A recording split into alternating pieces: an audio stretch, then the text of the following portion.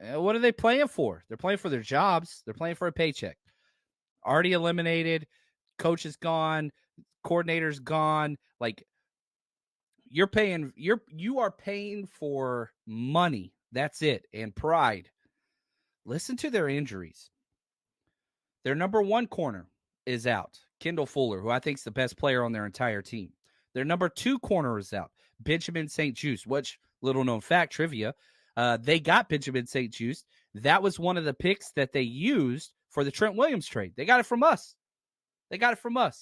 So they got a third-round pick and a fifth-round pick. They got the corner St-Juste, and he's been starting. He's been decent, but he's out as well. Now, the number one, number two corners out. Their number one safety's out, Percy Butler. Then on offense, their starting center and left tackle are out, Tyler Larson and Charles Little Jr. So we're missing players for sure. Really only two key starters. They are missing 5, and they're stacking injuries as well. Both corners are out. And so they're going to be starting rookies out there at corner. Now, Emmanuel Forbes Jr., who was a first-round pick, he started earlier in the year, had some picks, but he gambles like crazy. He's going to be out there, so a very talented guy. And then Jatavius Martin out of Illinois, if you remember through our draft work, I really liked him. He's their nickel. And then they've got another guy who hasn't played really at all, Christian Holmes, 7th-round pick out of Oklahoma State. It's young. It's bad. It's not good. Then their quarterback's questionable after they benched the other one, so now they got to go back to the other one. Who knows? Their other right tackle's questionable. It's not good, man. Their team, it's a struggle. Now, if we look at the history of the 49ers versus Washington, which has changed names, whatever, 49ers have dominated this series. 22 wins for the Niners, 12 losses, 1 tie. Last time we played was in 2022. We won 37-20. That was Tyler Heineke and Carson Wentz game. Both of them played against us. They benched Heineke and Wentz came in, played actually better. But Brock Purdy's already played this team. 230 yards, 2 touchdowns, 1 pick, 3 sacks. They couldn't run the ball. And if you remember, that was the game Debo was out, and Ray McLeod had that 70-yard jet sweep for a touchdown. You remember that? So Christian McCaffrey, he was already here for that, all that stuff. I mean, we played him last year. Kittle had 6 catches, 120 yards, 2 touchdowns. Ayuk, 5 catches, 81 yards. We did everything that we wanted to do against them and dominated that game. And we should do it again this time. And we had the Mud Bowl before that. That's right, Rob. That was fun, 2019. I wouldn't mind a game like that. I want straight defense, running the ball, old school. Now, they're losing 3 secondary players, so Kyle's going to air it out. Let's just be real. But you could run the ball against this team. So let's transition. Let's put our enemy thinking caps on, and let's talk about the Commanders' defense, okay? And to set this up offensively, we're going to hear from a coach we don't get a lot of clips from. This is Chris Forster, kind of our offensive coordinator, but he's not. He's our offensive line guy, run game coordinator, all that stuff. So here's Chris Forster talking about the Commanders' defense. No, they're not doing anything different. Their ends are obviously they let go 2 good players for whatever reasons they had for doing it. They have good players that are backing them up and have stepped in and really benefited from the time they've had to play. You've watched them get better every single week, the guys that took over and playing for Sweat and Young. The interior 2 players are still the strength of defense. Linebackers are fast and physical. Their secondary is young, but they're aggressive. I mean, this is a solid defensive football team. I'm sure Kyle's talked about it, and every week, man, it's about us. I mean, at the end of the day, we have to be all these teams we play. It's a challenge to play. Everybody presents different challenges personnel-wise, but man, as you saw last week, if we don't take care of our business, it doesn't matter who you play, where you play them, or when you play them, man, it can be a challenge. And these guys are a good football team, and we'll bring. They don't have the record to show it, but they do have good players who play well, and they just haven't had things go their way at this point. They really haven't. And so, like, you talk about the players that they've lost, right? Obviously, they traded us Chase Young for a 3rd-round comp pick. They trade their best player, Montez Sweat, for a 2nd-round pick. Then they lose their next best player, who was their corner, Fuller. He's out. It's bad. It's just bad. It's a rebuilding team. They're punting on this year. They're already starting to rebuild all those things. Now, All right, that's personnel wise. Go through the ranks. What do the stats and the analytics tell us? The film tells us. I'll go through that in a second, but here we go. 32 teams in the NFL. 32nd points allowed. 32nd in yards allowed. Those are like the two most basic metrics. Yards allowed, points allowed. Dead last. 23rd in turnovers. 23rd in first downs allowed. 32nd in pass touchdowns allowed. 23rd rush yards allowed. 23rd yards per rush. They're giving up 4.5 yards per rush. 23rd third downs, 28th fourth downs, 18th red zone. They do get a little tight. They play a little more man coverage when they get in the red zone, and I think that's helped them with their corners. Not sure that's going to help them this week with their corners because those corners are gone now. But it's just not a good team. It's not a good team. Now, they do have two studs still. And they haven't played well this year. That's Jonathan Allen and Deron Payne, both Alabama boys up front. And let's go to Brock Purdy was asked, what's the film telling you whenever you watch the Commanders? And I thought he hit the nail on the head. Yeah, I think it starts with the two boys up front, 93 and 94. I feel like, they're very disruptive. They've been disruptive really their whole careers and stuff. So for us, we respect them a lot. And then just their coverages behind it and everything. The boys in the secondary, they're sound in what they do. And, for us, it's, being smart with the ball, being on the right side of the field with our reads, and going through my progressions and being efficient. I feel like they've done a good job of, making some quarterbacks, have to be efficient and take the shots when the opportunity presents itself. But I think overall they're a solid squad and sound in what they do. So for us, we can't get greedy or anything. We have to, for me, I have to go through my reads and stay disciplined more than anything. So. That's it. You just gotta. They'd run an odd front, right? So it's a traditional 3-4, but every team's multiple now. So some of it's 4-2 looks, nickels, whatever else. But they want to be a 3-4 team. That's what they want to be, and they're stout in between.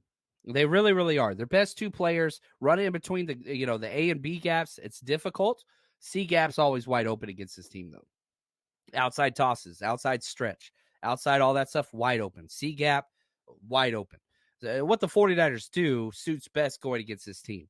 Running between the guards, I don't know about the A gap, maybe backside cutbacks, those things would be open, but they're stout. A lot of zone coverage, but nothing consistent or run well. But the problem is I'm watching film.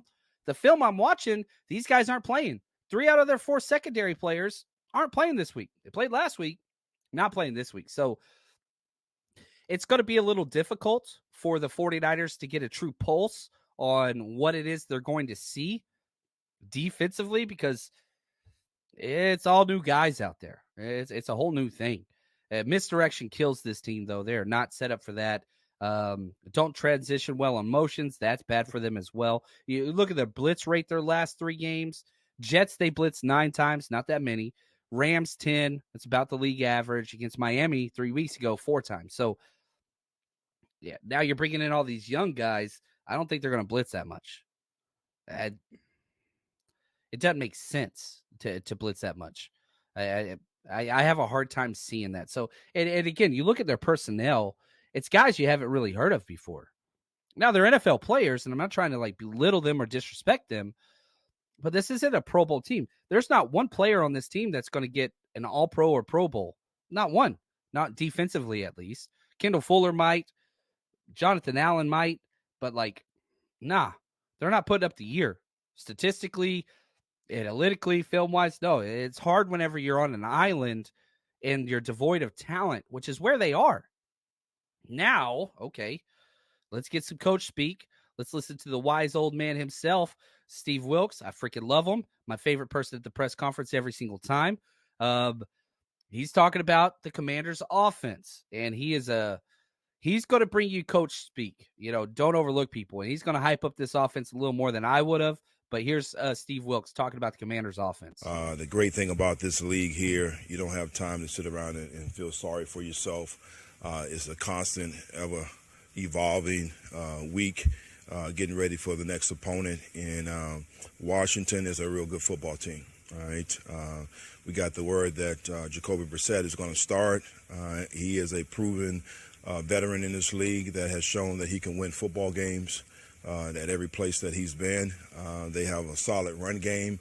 I think Robinson is probably going to be back this week, and McLaren and Curtis Samuels are pretty good receivers, and that they can make things happen at any time. So, in no way by the stretch of imagination that this is going to be an easy game for us.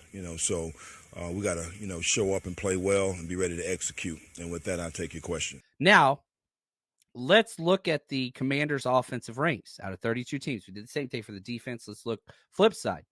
23rd in points, 19th in yards. So better. They're a better offensive team, but whenever you look at the personnel, it makes sense. Like, they've got players. They've got players there. Now, 28th in turnovers. They do not protect the ball. 30th in interceptions, 12th in first down, 16 passing yards, 26th in pass yards per attempt, 30th in rush attempts. They don't run the ball. It's weird because they've got the stable of running backs, Gibson, Brian Robinson. Like, they got guys, and Robinson's going to be back this week. He's been out. But they just don't run it very much.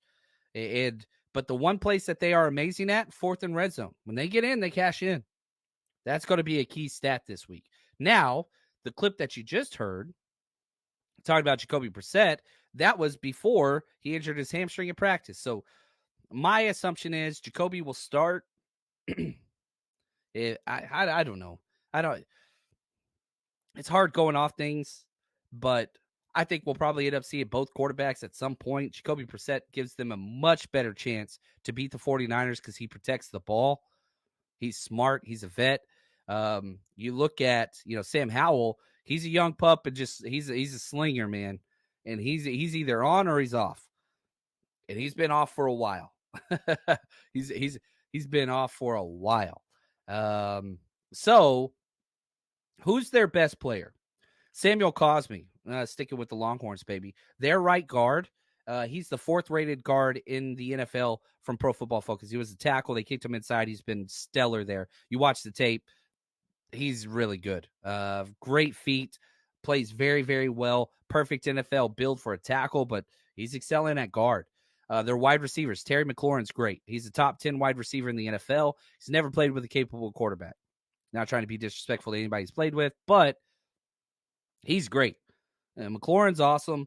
We've got Deebo Samuel. They got Curtis Samuel, which is kind of, I don't want to be disrespectful because Curtis Samuel's good. He's not Deebo. Nobody's Deebo. He's their weapon X, though. He's slot. They put him in the backfield. They run jet sweeps. They toss the ball. They hand the ball off to him. He does it all. So you're going to see 4 everywhere out there. That's their guy. He's a damn good player. Ron Rivera was with them for the Panthers and brought him with them to Washington. He's fun as hell. They got a big O tight end, Logan Thomas. You remember I think Virginia Tech. He was a quarterback, big O dude. He's pretty good. Great at contested catches, huge frame, blocks fairly well, but he's more of a receiving threat. That's kind of what he does. And then Johan Dotson, who's had a down year, but he's a damn good route runner. So their strength of their team are skill position players. Talked about their running backs. Brian Robinson's awesome. Dude got shot several times, came back, played the same year. He's just a damn good player, though. Out of Alabama, he's great. Gibson can do it all. One of the better receiving backs, kick returner backs type guys in the NFL. So they've got skills.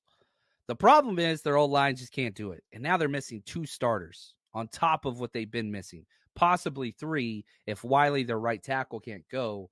But none of them are really, I don't want to be rude. They're just not that good. Their starting left tackle is Cornelius Lucas. You guys know who that is? He's a Kansas State guy, but he's been in the NFL forever. He just hasn't really played that much. Never really had a good year. That's their starting left tackle. They're not built to win games. Offensively, they sure as hell are not. Sonia, what's up? She says, Sam Howell laid 31 on the Eagles both times. Hopefully we come through with this W and stay healthy. Number 1 seed would be godsend for the playoffs. Yeah, and, the Eagles secondary is trash. There's no doubt about that. But also it's a divisional game. They play twice a year. Divisional games, they always just get weird. My rules for betting are I've got several axioms. I need to like publish my book. Don't bet divisional games if you can help it. Never bet on a Josh Allen game. Never bet on Kirk. Always bet against Kirk Cousins in prime time, even though he beat us in prime time this year. But I think I'm like 17-2, right? You play the odds. But one of those is just stay away from divisional games. I don't like those games. So take that for what you want. Right here, Rob says, our O-line ain't the best shape either. Our offensive line is way better than theirs, and by a considerable margin. Samuel Cosme's awesome. He's not Trent Williams awesome. He's not that. Samuel Cosme and John Feliciano are a wash. But that's a testament to Feliciano. I would take Banks over any one of their guys not named Cosme. I would take McKivitz over any one of their guys. I might take Wiley over McKivitz, but not the other ones. Like, they're bad. They're worse than us by a mile, and they're more injured than us. And they got to play against our D-line, which is way better than theirs. So you kind of take that for what you want. I mean, there's weaknesses everywhere. Now, personnel-wise, when I was personnel in them and kind of how they love 11 personnel. They love it. One running back, one tight end. That's their favorite. Not a lot. They did some 12 personnel, some 21, but not much, not enough to, make it chartable. And they don't do a lot of 20 personnel. Now, they make their 11 look like 20 personnel, where they'll bring Curtis Samuel and put him next to the quarterback, kind of like what we do with CMC and Debo, and they'll split out their tight end like what we do with Kittle. This is the NFL now, where you keep it 11 personnel, so we'll be in nickel formation most of the time this game, which stinks. I want Oren Burks out there as much as possible, but we're going to be in nickel personnel against these guys. And just not coached well. That's the whole thing with this team. That's kind of the general theme. The 49ers Rush Podcast.